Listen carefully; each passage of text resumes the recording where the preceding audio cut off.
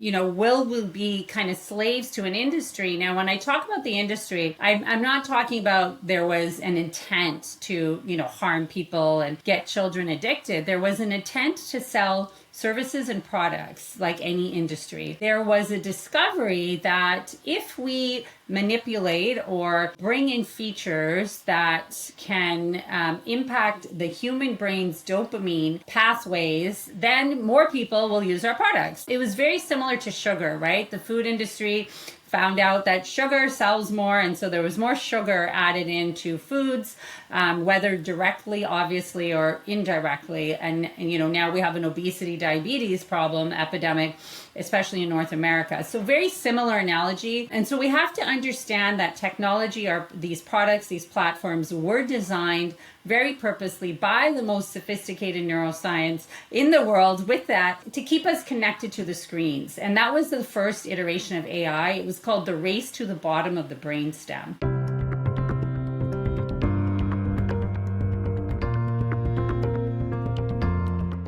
Hi, everyone. I'm Dr. Greg Wells, and welcome back to the podcast. So excited to have you here because, let's face it, we're all feeling a little bit overwhelmed these days. There is so much coming at us. The world is so busy, and we're struggling, not to mention our children, in a world where tech is evolving so fast, and it just feels like we can't keep up. We really need some guidance. We really need some help. We really need some evidence, some research, some science around how we move forwards and thrive in this world that we are in right now. To that end, I'm so pumped that we have Dr. Shimi Kang joining us today to help guide us forwards to thriving in this very uncertain world, individually, and for all of you listening who are parents as well. Dr. Shimi Kang believes that we humans are in trouble. There are rising rates of stress, anxiety, depression, and addiction. And she suggests that we're on a crash course with our own minds. She also knows for sure that humans are, thankfully, resilient, joyous, and strong, and that change starts in the brain. She's a specialist in neuroscience. She has a neuroscience-based approach to self-development and over 20 years of experience in medicine. Dr. Shimi Kang's methods and practices are leading the way to research-driven results to improve mental health. Dr. Shimi Kang is passionate about providing tools that optimize the power of the human brain. She is the founder of Dolphin Kids, CEO of Spark, and host of the YouTube show Mental Wealth with Dr. Shimi Kang. From a young age, Dr. Kang was fascinated by the natural world around her. Her drive and passion for learning led her to enter the field of medicine, beginning medical school at just 19 years old. She chose psychiatry, not exactly a popular choice when you're beginning medical school. But as her knowledge and her research grew, so did her areas of interest. She developed a passion for helping individuals discover themselves and break through barriers via the study of neuroscience, pursuing further education and research at the World Health Organization, charitable hospitals at India, and a fellowship at Harvard University. Today, Dr. Shimi Kang is an accomplished and celebrated public figure leading the discussion around neuroscience and self-development. She is the author of numerous books, The Dolphin Parent, The Self-Motivated Kid, and her newest title, The Tech Solution, Creating Healthy Habits for Kids Growing Up in a Digital World. Her books have been translated and released in over 12 countries around the world. You can find her articles and appearances in major media outlets, including BBC World News, The Washington Post, The Huffington Post, CBC, Psychology Today, South China Morning Post, Time Magazine, NPR, UK Daily Mail, Al Jazeera, and the Times of India. She is a clinical associate professor at the University of British Columbia and has been involved in research and teaching the science of motivation as it applies to behavior change, mental health, and addictions. Wow, this is well recognized around the world. As a result of her endeavors and outstanding community service, Dr. Kang was honored with the YWCA Woman of Distinction Award, the Queen Elizabeth II Diamond Jubilee Medal, and the Sikh Centennial Foundation National Award. She has received 5 national awards in the field of addictions and mental health, including the American Academy of Addiction Psychiatry Research Award and an American Society of Addiction Medicine Award. She is most proud of receiving the Diamond Jubilee Medal for her years of outstanding community service, and of course, being the mother of 3 awesome, but in her words, exhausting children. How lucky are we to have Dr. Shimi Kang join us today to talk about mental health, change, neuroplasticity, and parenting in a technology-driven era. I am so excited. I'm pumped for what this is going to bring for all of us. And with no further delays, let's dive into this interview with the incredible Dr. Shimi Kang. Dr. Shimi Kang, thank you so much for joining us. I am so sorry to drag you back from Hawaii to do this interview, but I am so grateful for you joining us today. Thank you so much for hanging out with us. Thank you, Greg, for the invitation. Really excited to be here. And I'm saying hi from my treadmill. Nice. I'm hoping to be a good role model to keep the body moving and the mind moving. So bear with me as I bounce around your screen a bit. No, I love it. It's great. It's exactly what we're supposed to be doing. And we think better when we move. So obviously you'll be thinking at a higher level because I'm in my studio and I am sitting, but I love what you're up to. I will take my dog for a stroll as soon as we are done. Take us back to the start. You're 19 years old. That's quite young for getting into medical school. I was not at that level when I was at that age. And you ended up choosing psychiatry as your specialization, which I assume was probably not the most popular choice amongst medical students at that particular time. So I'd love to hear the origin story of how you got into the field. Sure. Yeah. I feel we all have our unique neural fingerprint is what I call it. Our brain is amazing, most complex thing on the planet.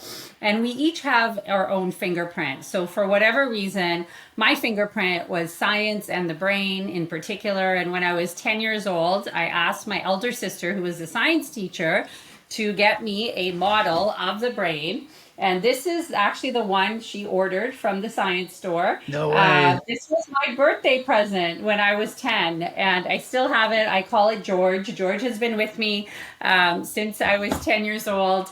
And I used to take it apart and stare and try to figure out how this thing worked. And when I started medical school at 19, I didn't really... I wasn't thinking of psychiatry. I also asked her for a body, and then I got a body like this. Cool. But it was during that time that, I think destiny came into play. And I took a year off because I started med school really young, and I felt I wanted some more experience. And I ended up in Geneva, Switzerland, working at the World Health Organization as a lowly intern. And by chance or destiny, I ended up in the Department of Mental Health and Substance Use. And my job was to create what was called a world atlas of mental health, looking at global trends, looking at services around the world. And this was like my last, I had done all my rotations and I was going back just to kind of finish up. And it struck me about the need, the importance. It just hit my neural fingerprint. And at the last minute, I went from becoming an eye surgeon, which I had worked really hard and matched to here in Vancouver, and switching into psychiatry. The ophthalmology department went unmatched that year, first time and last time in their entire history. And I ended up in psychiatry. And I think you're right. It was quite a shocker for a lot of people because psychiatry has been highly stigmatized as a profession. People with mental health face stigma, shame. And so it wasn't the popular choice, but it was my fingerprint. And I'm so happy I did it. I'm so psyched about that. I remember you and I both do a lot of public speaking, and about 10, 12 years ago, I started trying to include mental health in some of my talks, even though I'm a physiologist, not a psychologist or a psychiatrist. And I would talk about mental health. I would talk about depression. I would say the words anxiety, and it freaked everybody out. There was so much stigma. There was so much resistance to it. I was told, do not talk about that. And every single time that I was told not to speak about it, I absolutely did, because as you know, the statistics are terrifying, actually. And, when you arrived at the World Health Organization, I'm sure that you saw the global scale of that mental health crisis. Yeah, it was shocking. It was concerning. But I also saw this kind of connection between mind body that I don't feel was part of enough of my medical training 30 years ago. I've been a psychiatrist now for 25 years. So I started med school before the internet. And, I have an Eastern background. My family is from India, and the mind body in Eastern medicine has a more natural connection, in my opinion. And I grew up in this Western model, which we know kind of came out of the Renaissance, and that there was a separation. And for whatever reason, I pursued this, and I think it was a little bit of trying to find out how these two are connected. As you know, Greg, our muscles are antidepressants. They're organs of intelligence. They're neuroimmunological, psychological organs, our muscles itself. And so I think we're at this really great time where we are bringing it all together, and ancient wisdom and modern science are helping us do that. So I'm grateful for all your work in this field as well. No, I appreciate that. And that's why I love doing these conversations, right? We just get to spark so much fun and explore these ideas even further. It's interesting. I have gravitated heavily towards Eastern philosophy recently and been to India and spent some time in the mountains with some of my friends who are surgeons over there. And it's just been absolutely incredible learning so much more about this mind, body, emotion connection that we all have. And it's so fascinating that you're referring to, muscles with intelligence. They're antidepressant organs.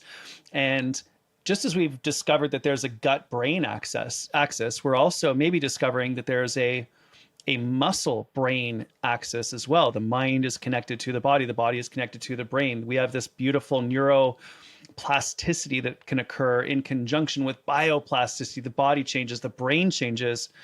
And that's, I think, an area of fascination for you too, that maybe you could explain a little bit further. Yeah, I mean, a classic example is, we know that when we're stressed, our teeth clench, right? And that's part of that freeze, fight, or flight system.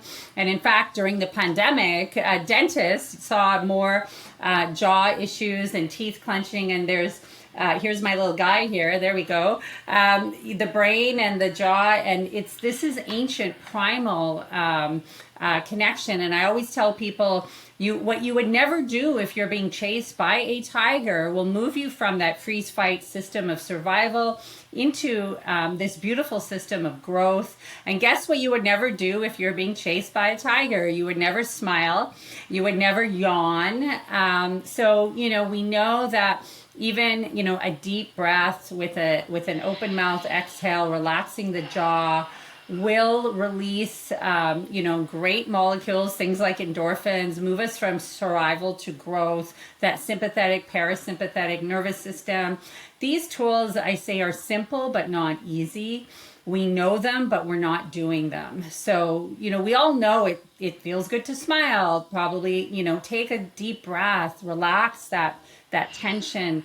Knowing is not doing. I fell into that myself after my third child. I was writing books. I was doing research at the university. I was running on a treadmill like this, but not mindfully, metaphorically. And I burnt out myself. And I often thought about what I was doing wrong. I had all this knowledge, but my mom, who never went to school, my mom can't even read. She's fully illiterate. But she managed 5 kids without the help, without going to Harvard, without a child care, cook and help her at home. But she stuck with the simple things, the common sense that has become uncommon knowledge. And so it was a really interesting journey for me. And the more I delved into science, when I was writing The Dolphin Parrot, there's 365 references there. And I referenced things like sunlight and walking and play. But the more I did that, the more I realized that intuition and science really are fully aligned. There's no contradiction. And this knowledge, this wisdom is ours. And it's always been with us. We just got to clear the noise away. How did you go from that state of burnout to clearing away the noise and actually listening to that intuition, applying the science to move you forwards to being in a better place for yourself. I'm curious about that journey. Well, I had to be humbled. I think I had this, Western medicine. I knew how to like manage. The universe didn't give me a mental health issue. I probably could have figured that out. It gave me a physical health issue. I didn't know it at the time, but I have a genetic disorder called Ehlers-Danlos syndrome. So I am hypermobile. And after my third child, my late 30s, my knees would swell, my joints. I was in really bad shape. I remember I applied for disability, one of the worst moments of my life. And I was in and out of hospital. I had really severe pain. I had week-long ketamine IV infusions that lasted 7 days. And it was this journey that took 12 years for me to really clear all of the I would say the messages, the paradoxical messages of our world, that being busy is a symbol of importance, sleep deprivation's, a sign of ambition, play is something you do after all the work is done. I was talking about this in my work, but I didn't fully align. So anyway, I'm here. Last year, I went and got a neuromodulator unit implanted in my body. Which was another interesting full story, because my last book is called The Tech Solution on Technology. And I say that if we use technology well, we'll go further and farther than ever before, just like fire when our ancestors harnessed that power. But if we don't, we will get burned and burn down the village. Technology saved me. I have a robot in my body and I have a battery in my hip. But as we know, it was for many people, they're getting burned. The village is getting burned down. And I too was part of that overworking burnout, never shutting down. So, I think that you get what you need, and pain and suffering sometimes are our greatest teacher. Yeah, I had a similar issue in and around the same time in my life. Busy career, kids, and my daughter got heart. She got a cold. I ended up getting viral myocarditis, and that flattened me for a year, and went through a very similar awakening, shall we say, and integration of everything that we know just to try to get ourselves better. Which is interesting because we're all living in this era, as you describe it, of permacrisis. The pressure is intense. Burnout is, I think Deloitte quoted it, a study by Deloitte showed that it's now 77% of knowledge workers in North America are experiencing burnout. We are tired, we are fatigued, and we are living in this tech-based world. So I'm curious, from your perspective and neuroscience expertise, what is the impact of our state of busyness and technology on our brain and body right now? And I love the fire analogy. It's amazing. I've used that. I heard that from you for a while, and I love explaining it that way, but I'd love your context on this. Yeah, I mean, I don't think there's a greater issue of this moment in time, more than the issue of our relationship with technology. Will we use it to serve our health, well-being, our creativity, our innovation, which is a choice? Or, will we be kind of slaves to an industry? Now, when I talk about the industry, I'm not talking about there was an intent to, harm people and get children addicted. There was an intent to sell services and products like any industry. And there was a discovery that if we manipulate or bring in features that can impact the human brain's dopamine pathways, then more people will use our products. It was very similar to sugar, right? The food industry found out that sugar sells more, and so there was more sugar added into foods, whether directly, obviously, or indirectly. And now we have an obesity, diabetes problem epidemic, especially in North America. So very similar analogy. And so we have to understand that technology, these products, these platforms were designed very purposely by the most sophisticated neuroscience in the world, with that, to keep us connected to the screens. And that was the first iteration of AI. It was called the race to the bottom of the brainstem. That was a common term within the industry. This next iteration of AI is being called the race to intimacy, meaning it's about not just keeping us on the screens but people kind of figured out that there has this addiction potential. The race to intimacy is about when you think about chatbots and AI. Right now, 7 out of 10 students are going to AI. ChatGPT in particular was the study to ask personal questions before a mentor or teacher or a parent. And that's what I'm talking about is we don't realize that AI also is designed embedded with this. So the more we use these these platforms, let's say Chat or Gemini, the more data they get, the more power, the more money they make. But it's about coming to AI before any other activity or person in our lives. So I think that's just the premise to understand what's happening.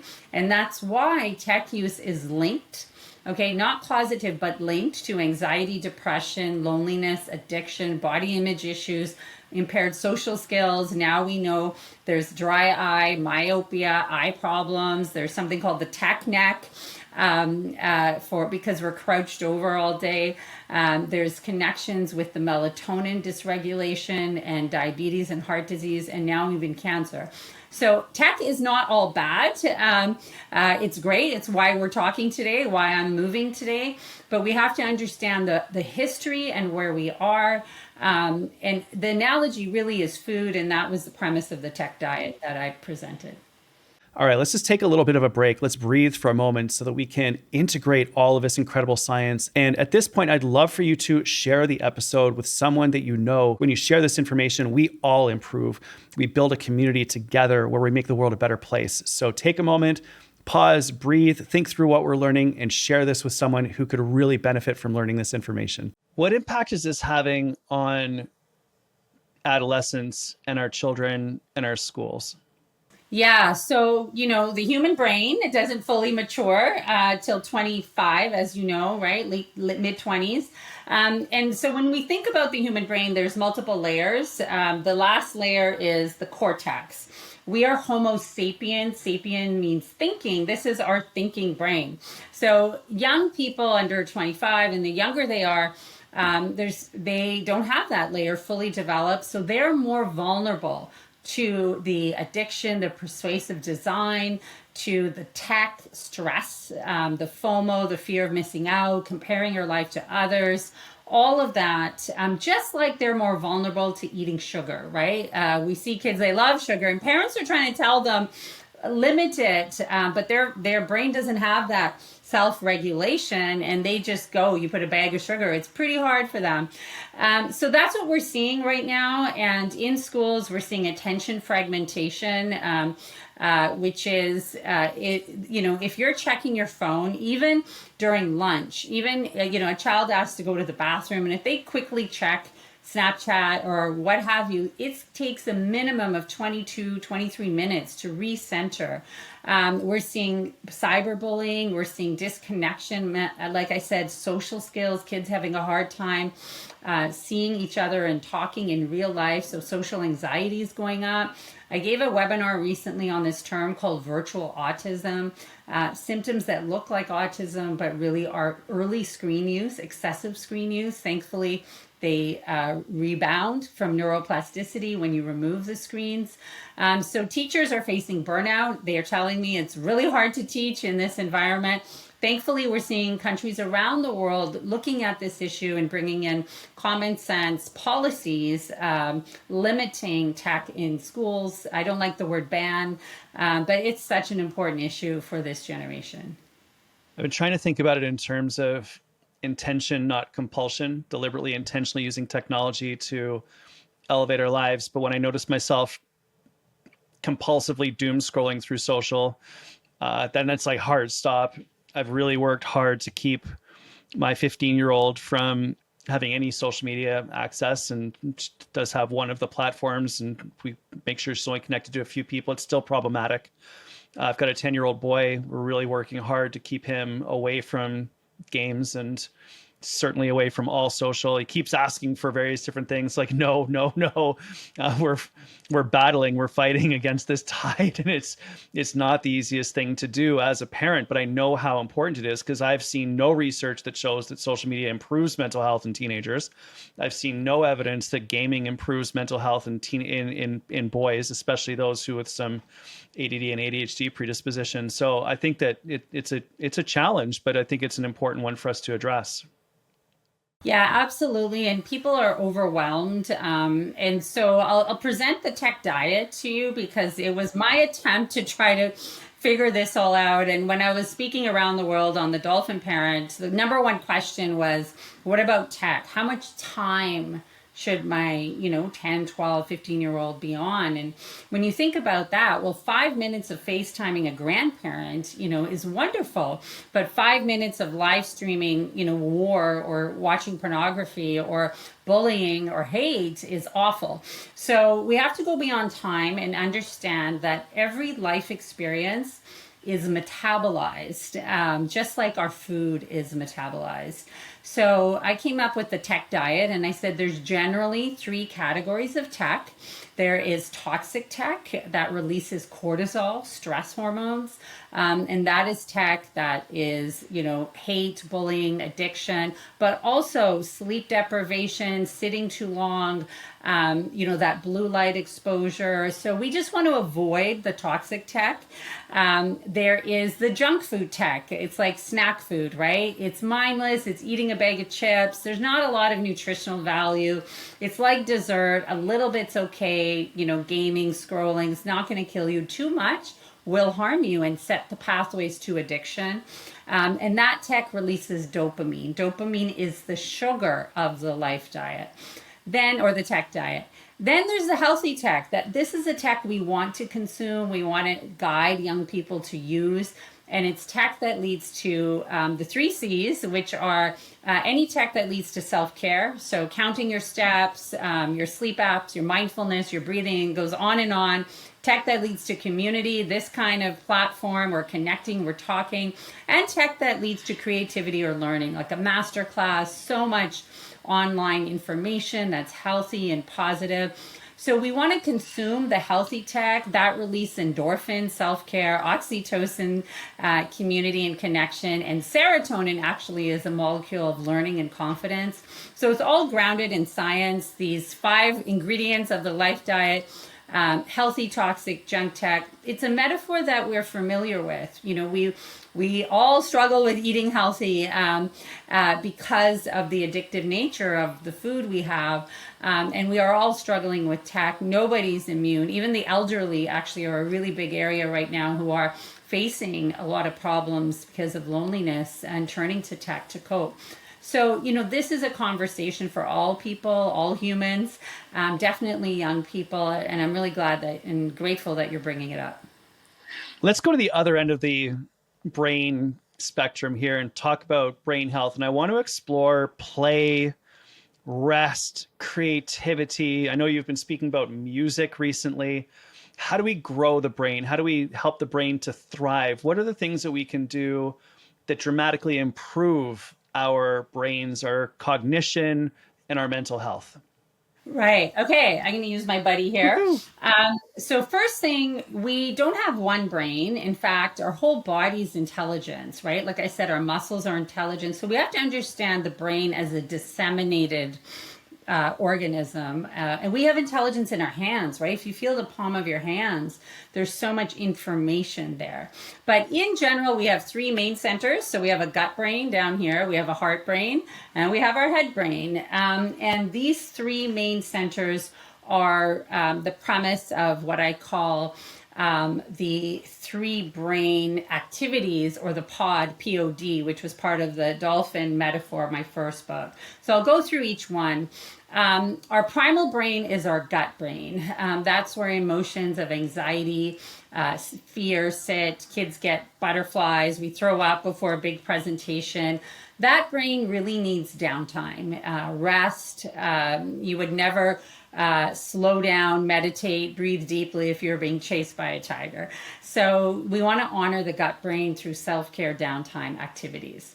The second brain, which is actually the main brain of humans, because we are social, is that brain in our heart, right? We have neurons in our heart that are sensitive exquisitely to connection. We are social beings. When we are happy, that brain releases oxytocin, not just an antidepressant, but a magical, like brain problem solver, a brain optimizer. So when we are connected, we get that molecule and many others. When we're disconnected, adrenaline, we immediately go into that survival mode. So through connection activities, communication, collaboration, we can honor that heart brain. And then the brain in our head, this is where play comes in. We evolved, we developed over 70,000 years, hunter-gatherers outside in nature, exploring, learning from trial and error. That is how we learn to adapt. Adapt is survival of the fittest, not the fastest or the strongest, but the best fit in an ever-changing world. Right now, our world is changing so fast that the key here is to play, meaning try new things, be comfortable with mistakes. The opposite of play is perfectionism. When we play, we develop confidence, and that's that serotonin molecule. So play, others, connection to others, downtime, POD, the pod. When you bring that in to your daily activities, and I might as well finish this story here of the with a interpersonal style, which I call the dolphin. So whether you're a parent, teacher, a boss, a manager, a friend, you can either show up on one extreme as a jellyfish, right? You know this person is struggling, they're not sleeping enough, they're maybe eating too much sugar, and you're like, what can I do? Too bad. It's, and you're overwhelmed. You might be in flight mode yourself. Or you could show up, and I give myself as the example, let's say on Monday morning, I'm super stressed, I'm in fight mode, and I become a shark. I'm like micromanaging, pushing, aggressive. That doesn't build self-motivation. When you show up like this dolphin, this is the metaphor for an interpersonal style that is firm yet flexible. You're there, you're shoulder to shoulder, you're moving forward. Think of the animals moving forward together in a pod, in a community. There's a firmness of your goals, but there's a flexibility. So for something like the pandemic or a job loss or an illness or whatever requires that adaptability. So that's really, a framework for yourself and for working with others that enhances self-motivation and builds those 21st century or future-ready skills of creativity, collaboration, communication, critical thinking.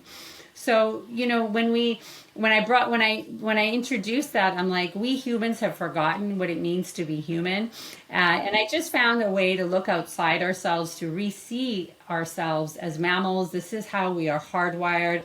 And if dolphins can play and connect and sleep by alternating their brain hemispheres, I'm sure we can figure a way to do that too, because our life is less complicated. We don't live in the ocean and have to come up for air. But yeah, that's the story that I used to really introduce, after being a psychiatrist for 10 years, I'm like, we've really forgotten our humanity and we have to get back to it.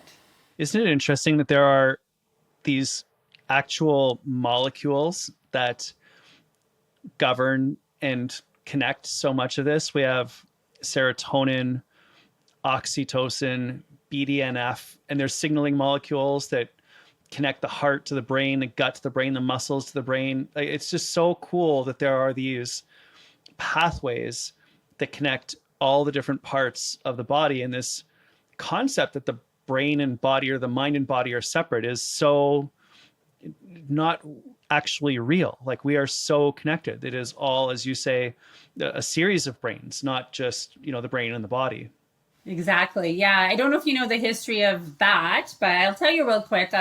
The early anatomists came out of the Renaissance. So Leonardo da Vinci and his buddies, it was illegal to dissect a human body. It was blasphemous, but they wanted to learn about how the body works. So they had to go to the Catholic Church. It was the power authority at the time. And they said, we want to understand, the heart and the liver. So a deal was made, and this is a very general explanation, and there's more nuances there. The Catholic Church said, sure, your group, you may dissect the body, we will allow it.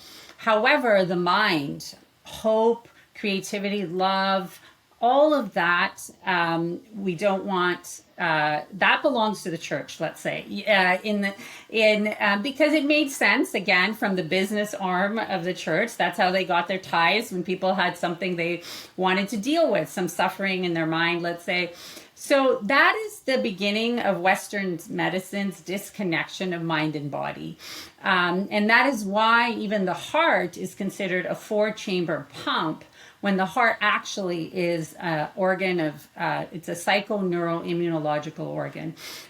So that's my understanding. I know there was many steps along the way, but I think it has been a disservice. And that's why it's so important to, like I say, play.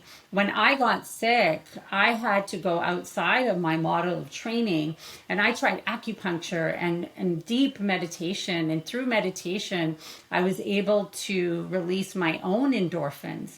Endorphins, that word, endogenous morphine, it's a painkiller, and we can do it ourselves. I was on opioids and prescription. They helped me at the time. Nothing wrong with prescription medicine, but we have to understand our body is highly intelligent. And if we use it well, it's like an endless source. It's an instrument for health and wellness and connection.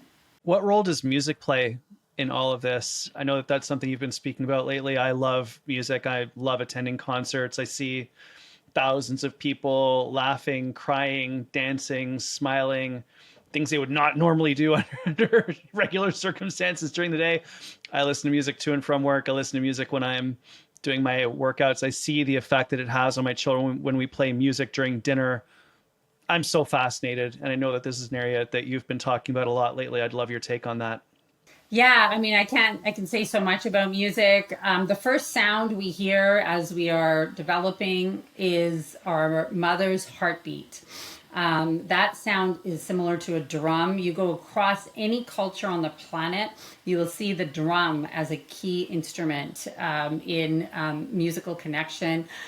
From there, now we have all kinds of wonderful musical traditions. Music releases endorphins, oxytocin, all of these incredible molecules. What I tell a practical way of using music and using tech, I tell all my patients, and when I talk to schools, I tell teachers, when you're talking to a young person, suggest 3 playlists to them. This is healthy tech, a playlist for downtime that helps them feel calm, maybe sounds of nature, birds, waves. We are biophilic, we love nature.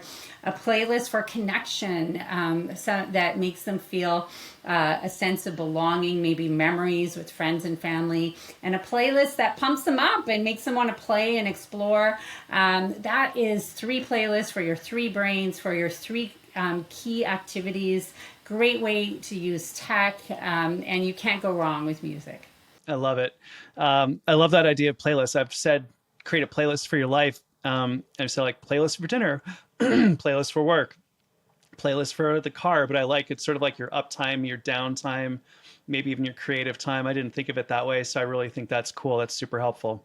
Right. Yeah. And when you think of these 3 brains and 3 activities, they really align with the 3 global trends in that permacrisis. So, trend number 1 is disease, burnout, stress. And when we honor that gut brain downtime rest, there's the anecdote. Trend number 2 is disconnection, polarization, loneliness. So when we honor our heart-brain connection, there's the anecdote. And then trend number 3 is disruption, changes everywhere.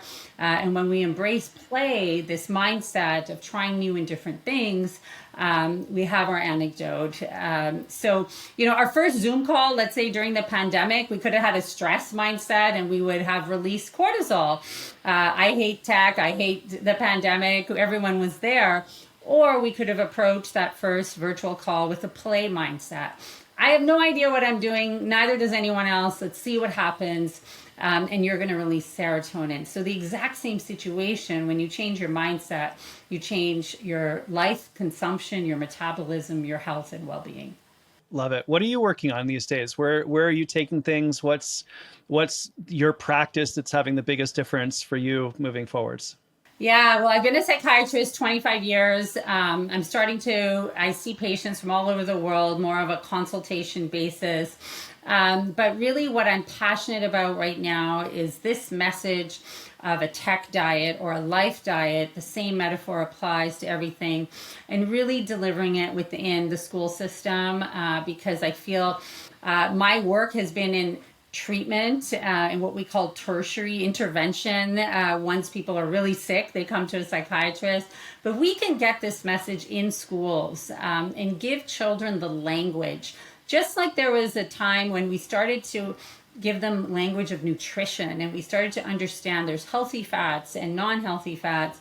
If we can tell them that junk tech releases dopamine, that's sugar, there's healthy tech that is for connection and creativity and self-care, and there's a toxic, and giving teachers that and parents that language. Now, I feel there could be a major impact on this generation, leading them to more, and AI is a huge opportunity because in the schools now, we don't have to memorize everything, that left brain we can have more of a full, what I call CQ intelligence of those 21st century skills: creativity, collaboration, connection, contribution is the biggest of those.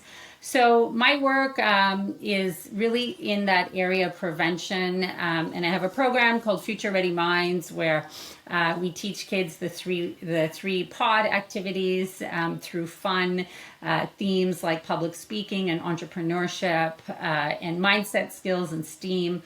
So it's really about thinking about, we're at this moment where brain science is accessible and needs to be delivered to the next generation so they can make better choices, and we can kind of try to curve some of those three global trends that I mentioned.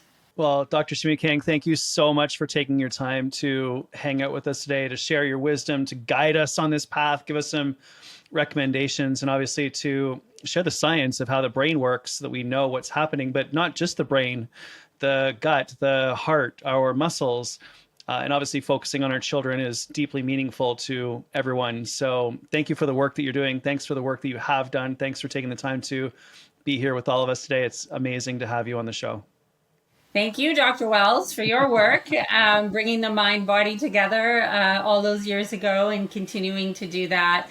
We need all these voices. And, I think just closing note, I think it was a rhyme I heard from Dan Siegel: where focus goes, neurons grow. It is really stressful times.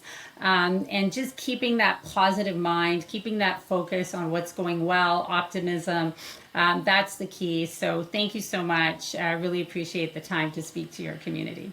All right, everyone. I hope that you found that interview with Dr. Shimi Kang helpful, just an absolute tour de force. And we are so blessed to have had the opportunity to chat with her today. If you found this episode helpful, if while listening you were thinking of someone else, if while watching you consider that maybe this would be beneficial to someone that you know, please share this episode with them. Send this information to them to help them in their lives, because we have access to these incredible people with brilliant insights to help us navigate this uncertain world. And when we send people information that can help them, oh my gosh, we can up-level everyone through science and evidence to be able to chart a path forwards, to get healthy, to improve our well-being, to accomplish whatever it is we want to accomplish in our lives, really to get at that limitless life concept. So please share this episode if it was helpful for you. If you are still here, congratulations. That's amazing. Oh my gosh. Thank you so much for being here and for supporting the show. And I cannot wait to see you in the next episode. Thanks, everyone. Really hope that was helpful. Really appreciate you being here. And we'll see you again really soon. All right, everyone. Hope you enjoyed that session. This is a little note from the lawyers. This podcast and video contains advice and information relating to health and wellness, and is presented solely for general information, educational, and entertainment purposes. We've made enormous efforts to make sure that the information is accurate and that what we've contained in this episode is based on science and research. However, it should still only be used as a supplement rather than to replace the advice of your doctor or other qualified healthcare professional. If you know or suspect that you have a health problem, it's recommended that you seek your qualified healthcare professional's advice before embarking on any program, treatment, or protocol. All right, thanks for listening in. Really appreciate you. We'll see you in the next video, session, or podcast.